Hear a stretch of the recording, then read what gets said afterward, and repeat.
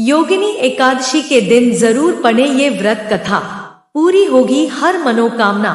आषाढ़ माह के कृष्ण पक्ष की एकादशी तिथि को योगिनी एकादशी कहते हैं और यह व्रत रखने से जातक को सभी पापों से मुक्ति मिलती है। हिंदू धर्म में प्रत्येक माह 2 एकादशी व्रत आते हैं, एक कृष्ण पक्ष में और दूसरा शुक्ल पक्ष में। इस तरह साल में कुल 24 एकादशी व्रत पड़ते हैं और सभी का अपना एक खास महत्व होता है।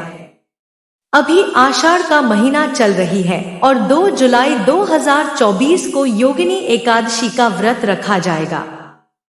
इस व्रत को रखने वाले जातकों के जीवन से सभी कष्ट मिट जाते हैं और भगवान विष्णु का आशीर्वाद प्राप्त होता है। इस दिन पूजा के बाद व्रत कथा अवश्य पढ़नी चाहिए, तभी व्रत संपूर्ण माना जाता है। योगिनी एकादशी व्रत कथा। पौराणिक कथाओं के अनुसार स्वर्गधाम की अलकापुरी नामक नगरी में कुबेर नाम का एक राजा रहा करता था, जो कि परम शिव भक्त था और रोजाना नियमानुसार शिव जी का पूजन किया करता था। पूजा के लिए उसके यहाँ हेम नामक एक माली फूल देने आता था। हेम की पत्नी विशालाक्षी बहुत ही सुंदर थी। एक दिन वह मानसरोवर से पुष्प तो ले आया, लेकिन कामासक्त होने के कारण वह अपनी स्त्री से हास्य विनोद तथा रमण करने लगा। इधर राजा उसकी दोपहर तक राह देखता रहा।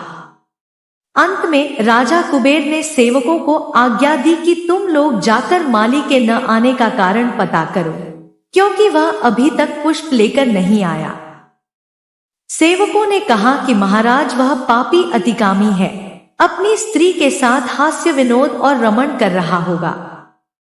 यह सुनकर कुबेर ने क्रोधित होकर उसे बुलाया। हे माली राजा के भय से कांपता हुआ उपस्थित हुआ। राजा कुबेर ने क्रोध में आकर कहा, अरे पापी, नीच, कामी, तूने मेरे परम पूजनीय ईश्वरों के ईश्वर श्री शिवजी महाराज का अनादर किया है, इसलिए मैं तुझे शाप देता हूं कि तू स्त्री का वियोग सहेगा और मृत्युलोक में जाकर कोढ़ी होगा। कुबेर के शाप से हेम माली का स्वर्ग से पतन हो गया और वह उसी क्षण पृथ्वी पर गिर गया।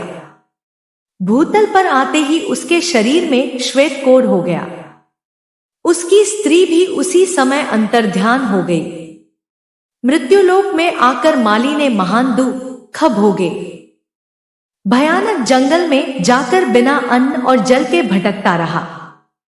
घूमते घूमते एक दिन वह मार्कंडेय ऋषि के आश्रम में पहुंच गया, जो ब्रह्मा से भी अधिक वृद्ध थे और जिनका आश्रम ब्रह्मा की सभा के समान लगता था। हेम माली वहां जाकर उनके पैरों में पड़ गया। उसे देखकर मार्कंडेय ऋषि बोले, तुमने ऐसा कौन सा पाप किया है जिसके प्रभाव से यह हालत हो गई? हेम माली ने सारा वृत्तांत कह सुनाया। यह सुनकर ऋषि बोले, निश्चित ही तूने मेरे सम्मुख सत्य वचन कहे हैं, इसलिए तेरे उद्धार के लिए मैं एक व्रत बताता हूं।